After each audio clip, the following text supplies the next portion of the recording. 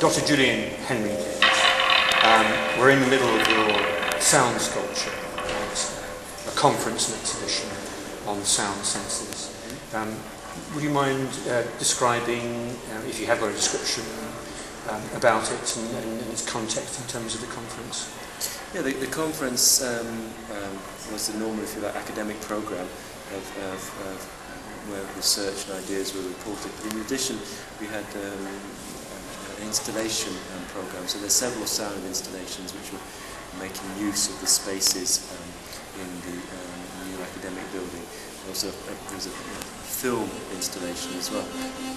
And so the building, the department, the college provided an interesting context in which to put together ideas about the senses and research about the senses, but also with some actually sensory experience in itself. And so that's auditory, as you can hear, but also there's an exhibition of visual works, of photographs of Zelensky, one of my colleagues, for example. And so that's where the event was taking place. So we were able to talk about our pieces in the academic sessions, give a background to where they come from, and then people to experience them in the flesh, and that's the most important thing for us. I hope you don't mind convening the interview in the middle of your sound sculpture. My motivation is that I've been seeing it operating from the point of view of people moving in and out of it, because it's in a public space. Yes, it is. Lecturers and visitors coming to attend seminars, going to the cafeteria, coming to the conference, and maybe even going to the building for no particular reason at all, and actually sitting at this table where we are now. And what I find very interesting is that you're a highly respected theorist of sound, you teach it at Goldsmiths, but this is an expression of your practice in the art form. Does it help to inform your theorising, or does the theorising, has it informed your practice as an artist? Well, it flows very well in both directions, I'm glad to say, and that having a kind of practical form of expression, whether it's a diagram or a picture or a photograph, or indeed an artwork, a sound installation, I find that the flow, when I'm, if you like, working on them simultaneously, so I'm writing an academic paper about sound, about vibrations or whatever, and then I'm also thinking about how that can be embodied in experience, because one of the things I'm interested in is how we think with and through our bodies, not just with our mind. And I think Descartes, in many respects, does a great disservice by separating our minds from our bodies, or suggesting that was a rational way of going about things. And one of the things I've been interested in is exploring how we can, if you like, grasp ideas in a very physical and embodied and corporeal manner. And so that's what this installation is about. And a particular idea that I'm exploring here is how we can use sound to basically to describe shape. Okay, so we're used to thinking of shape as being a visual thing, which of course it is, but sound, what I've been thinking about a lot is the spatialization of sound, the spatialization in the movement. So, well, the difference between mono and stereo, you've got some spatialization. When you go to 5.1, if you go in the cinema, you've got some spatialization. But here, this is an 8-channel system, and so it's able to produce a kind of, well, literally a 3-dimensional sound field, rather than just a left and right, or a little bit of back. So it's a 3-dimensional sound field in 360 degrees in the horizontal, but also a dome of sound, as it were, in the vertical.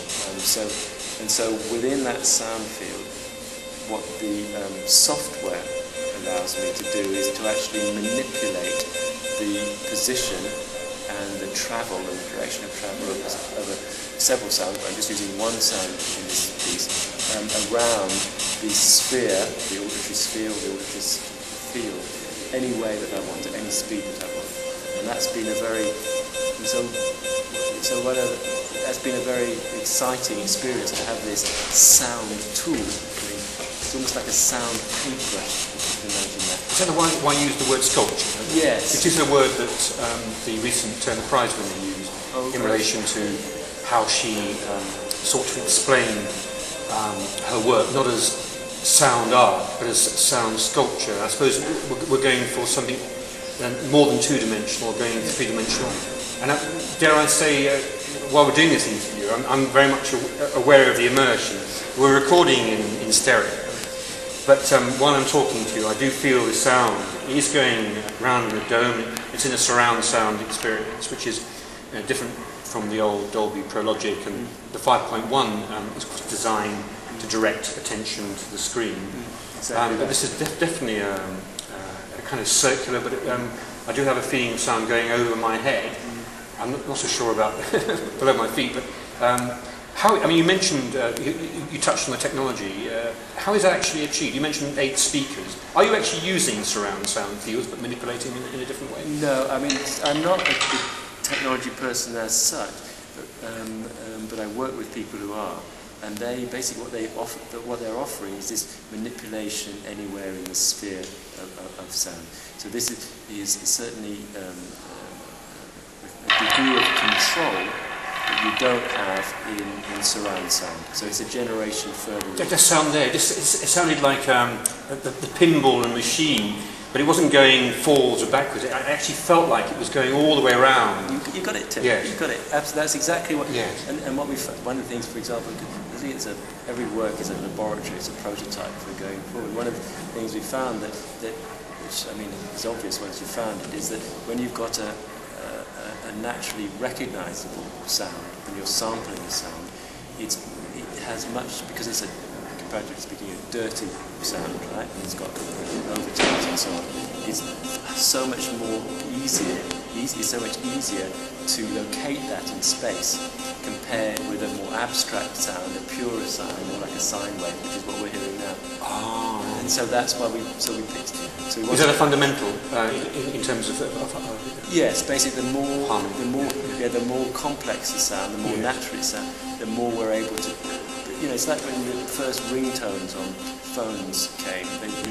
You didn't know where the phone was. There just wasn't enough information in the sound to be able to locate it. So we're doing a lot of experiments over several days and weeks in the studio to identify which sounds were going to most easily allow the listener to locate them, and then I could begin, once I got a locatable sound, then I could begin my kind of like painting, as it were, with it, making the sculpture. Well, painting's not quite right because sculpture's in 3D and painting's flat, but the tool, the sound tool, to identify these. Well, modernist painters, in many respects, they were trying to take the perception from a two-dimensional plane on the canvas. Weren't they through the 20th century into three, I suppose, dimensional imaginative perception, and being able to see it simultaneously from different angles.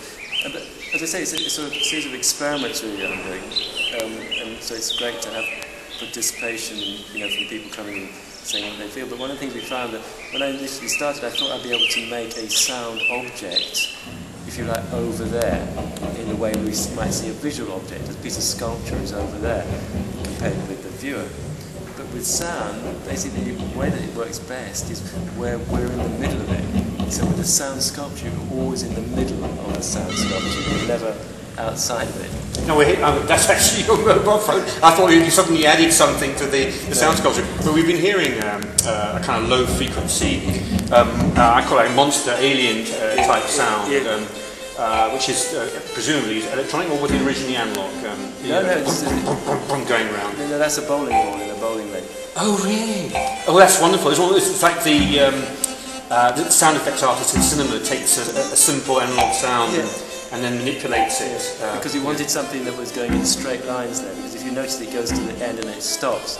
And so we thought that I thought that the bowling ball would do that better than a pinball, for example. So, how interesting. So it's all this, and it's just, it's just through experiment, it's just through trying things out. And part of the installation here, we've got a screen which provides almost a logarithmic diagram of perhaps where the sound is going. Is that the idea? Were you intending to direct the visitors to the installation to investigate further the link between what they were hearing and the position in multi-dimensional space? Okay, well, so yes, there is a screen there, and another thing we learned with that basically we're multi-sensory beings, and so very quickly they abandoned the idea that you had to be blindfold to appreciate a sound sculpture. That's not the case. It's part of a multi-sensory environment, and so the sound is going to get its meaning from other cues, and that's how, of course, we work before the sciences divide up the senses as being separate, which is not the case at all. Okay, and so the visual display that you're seeing as part of the exhibition is actually the software interface that we had to control the sound, to program the sound. To design the sound? Yes, to design the sculpture, to design the sound. So what you're seeing is what. So it is not modelling, isn't it? No, it's actually, this is what generated the sound. We made this first. We literally drew the sound via a joystick on the screen that you can see here. This particular software is called 3D Audioscape, which is quite a specialist software. And so I just, to give an extra visual cue to what you're hearing. So that is exactly what you are hearing, not a version of it. And that's, if you like, how we saw the sound before we heard it when we programmed it for this HM system. You have a book coming out, because we're actually doing this interview in May 2011 and continuing books in New York is publishing a book which is it directly discoursing what you were talking about, the relationship between sound as a sense in relation to the body? Well, no, the book is called Sonic Bodies, and it's based on a lot of research that I did in Jamaica with the sound systems. It's a popular culture, big discos on the streets there, and that was what I'm doing there is exploring what I call thinking through sound. It's a way of finding different metaphors or different models than, if you like, the default visual ones. So that's what I'm doing, is sort of, if you like, as the project. And it's very important to use particular specific examples, and the particular specific example that I use there is these sound systems and how they're set up, the craft, the skill, the respect I certainly have for their sonic engineering is absolutely fascinating me.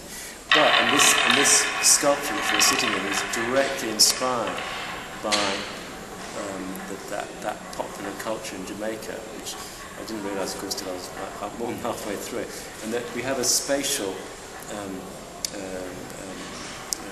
3D sound space. Rather than normal stereo or the cinema one. And that 3D sound space is exactly what's made on the streets between the huge stacks of speakers out under the stars and the moon. And so they configure them. Usually it's in fact with 3 large columns. Alright, so they're literally high as a bus, some of them, with the bass bins at the bottom and the middle top, right up to the tweeters. It's a 5 frequency band system, very sophisticated indeed, incredibly, very powerful, literally thousands of watts. But one of the things it allows them to do, because they've got this sort of triangle shape between 3 speakers, that is to have special sound effects which they whiz round in circles around the top. So you've got a high damage, and you use the top, the tweeters, which is it's the most directional aspect of sound, rather than the bass, which is non-directional. High frequency. Yeah, high frequency, and so they literally swirl. Which is more directional. Yeah, absolutely right. Swirl the sound effects. Oh, interesting. And that's really, although I went deep into my subconscious and I forgot about it, that's what I'm drawing on in this sound sculpture, which I'm very pleased to give respect to the origins of where it came from, that popular cultural knowledge, which is just so sophisticated.